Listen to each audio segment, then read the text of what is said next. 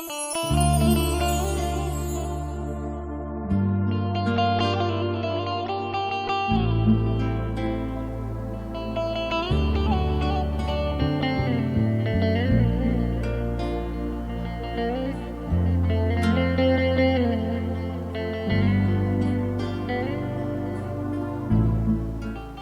2012, I was talking with a friend about the beginning war in Syria, and we were thinking, how could we help? How could we get involved to help the Syrian people? Because we knew that the war was growing, and more people were leaving the country. And so we contacted friends in Lebanon and also in Jordan and said, is there anything going on? Is there anyone working with the Syrian refugees? And so we found out about this small little church here in Mafraq, Jordan, which is just maybe 10 kilometers from the border of Syria. And we connected with them and we said, hey, can we come help? And they gladly welcomed us. I went on one distribution when they took the big truck around, and to Syrians who had registered for like an initial help package, I went and helped to deliver those. On those ones, you don't stay in the home to visit.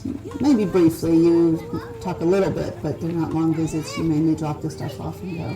Mostly what I've done, though, is gone on just home visits to places that, to homes that are being followed up by the long-term workers here. They keep up with these families. It's not just drop off the stuff and leave. They are actually looking to build relationships with them.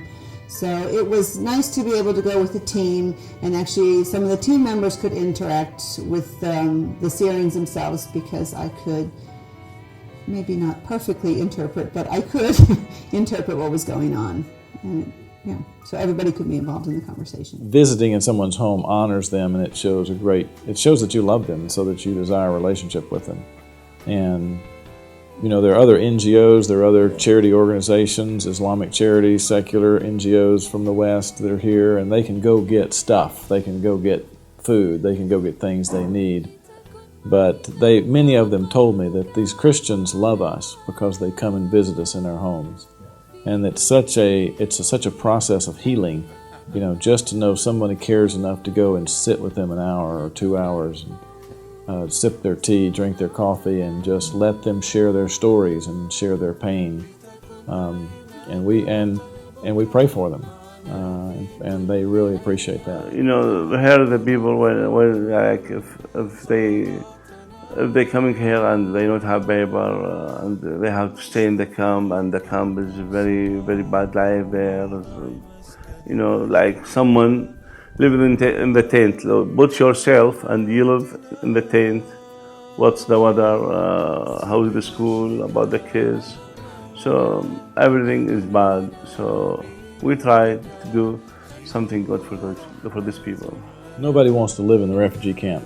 It's where they have to go initially, and those who have some money or have some kind of resources, if they can get out, they do, and so that's why the population of Mafraq has grown from about 60,000 Jordanians originally to probably somewhere around 150 to 160,000 now, so way more than half are now Syrian refugees.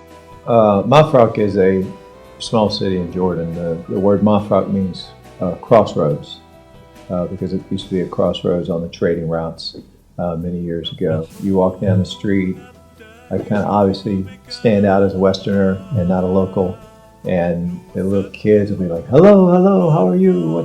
What's your name? And then when we go in the homes, we visit with a number of local Jordanians. The pastor here always has us over to his home. Incredible hospitality. One of the things that struck me is just there's so many children here, Syrian refugee children, and these children saw some horrendous things that little children 4 or 5 years old should not have been able to see. That one of their little girls didn't speak for 3 or 4 months. She was so traumatized, and it was basically through the relationships with the church here and just people loving her and befriending her and coming here and playing games that she's just come out of her little shell and just a happy little kid now.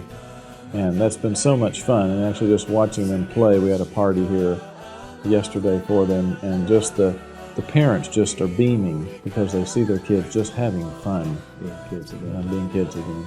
Get a chance to go to my frock and serve at the Alliance Church, I highly recommend it. It'll change your life.